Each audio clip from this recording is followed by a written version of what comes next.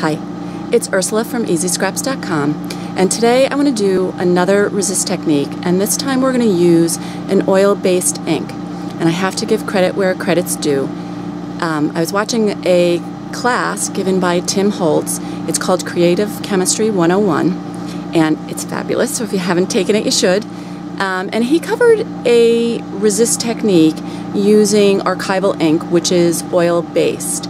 And I don't have a lot of the colors in archival ink yet, but I do have a lot of the Versafine oil-based ink. And so I decided to try the particular technique that Tim Holtz did with my Versafine inks, and it worked great. So I'm going to start with a couple of different, I wouldn't say they're techniques, but just stuff that I've done in the past, just to show you what you can do with the Versafine ink, and then we'll get to the Versafine resist technique, and I think you're really going to love it. So anyway, sit back, relax, and I hope you enjoy this video. Hi again. So I just wanted to show you a couple of things with different types of paper and how the Versafine will work on, this one's just regular cardstock. And so I'm just going to stamp with Versafine, and I'm using a stamp that is not available yet. We're going to be making it available in the near future. And it's got some pretty fine detail in there. Okay, if you can see. And so, again, I mentioned Versafine is an oil-based ink. So if I wanted to come over, now this is just, again, regular cardstock.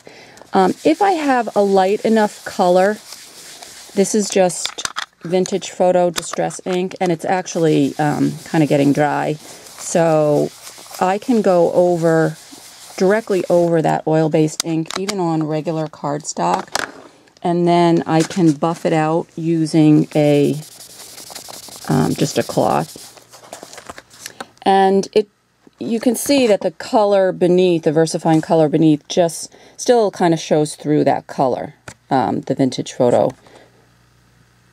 ink that I went over it with.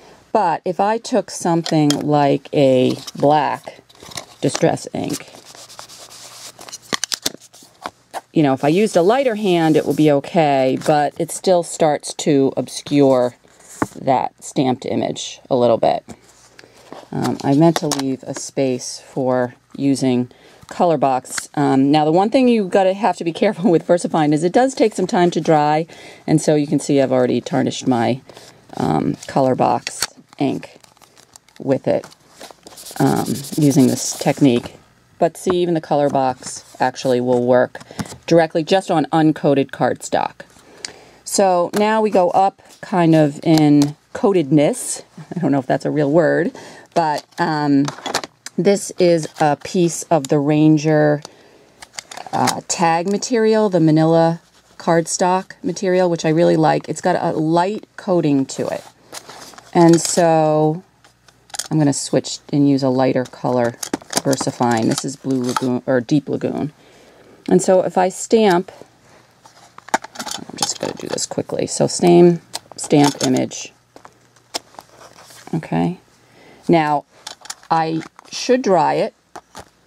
So I'm going to take a second to go and just zap it with my heat gun, and I will be back. Hi, I'm back.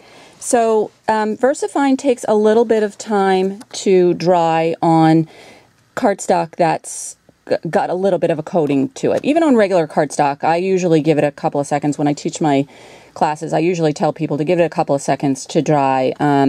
There still actually looks like there's a couple of spots where it's a little wet, but in the essence of time, let's keep going. So again, I can try and take my ink pads and do the direct paper technique. Right over the top, there's my Vintage Photo color, and if I want I can buff it out a little bit, and that looks like it's holding up pretty well. Here's my color box, and see, that part's not quite so dry, and that's holding up pretty well as well. And now let's go for the kicker. Let's go for the black. Okay. And still kind of obscures the image. Okay.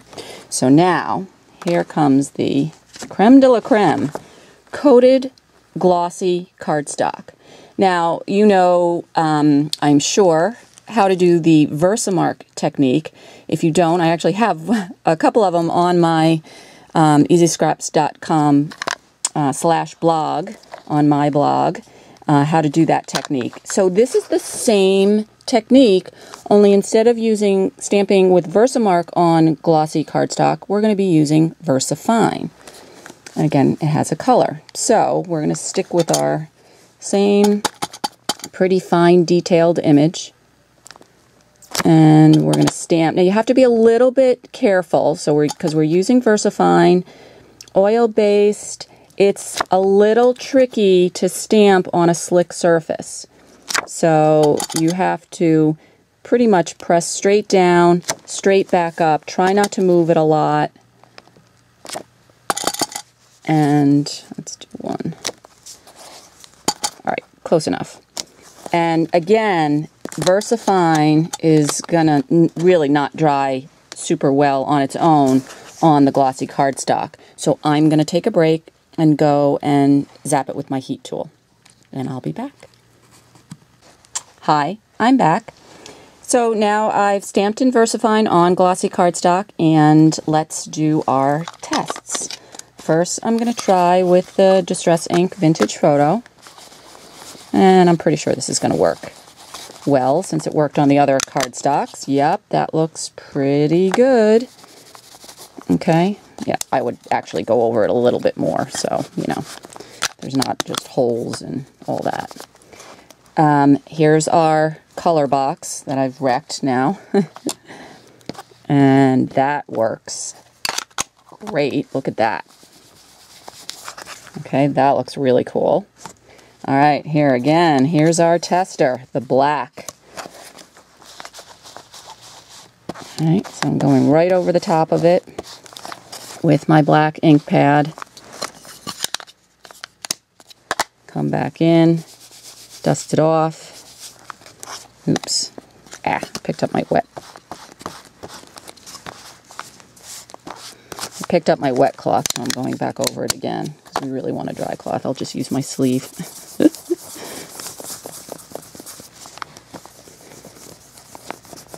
And that shows up pretty well, even in the black. You can see the lighting's horrible.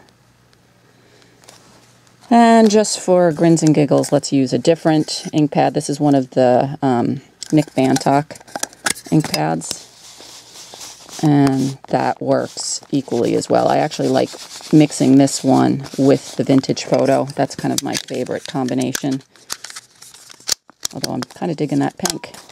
So there we go.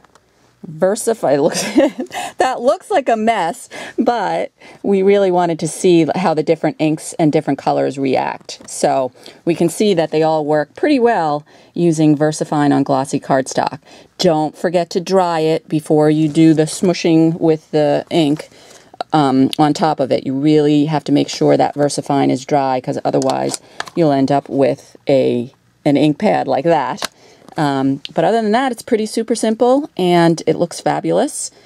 And I hope you enjoy this technique. Thanks for joining me, and we'll see you next time.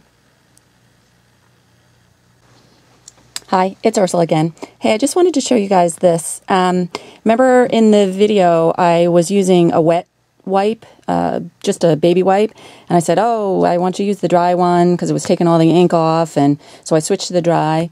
But I was kind of liking what I was seeing, so I went back in after and started wiping away with the wet wipe again. And look at the texture it gives. It pulls up some of that deep dark black, but I left it in certain areas.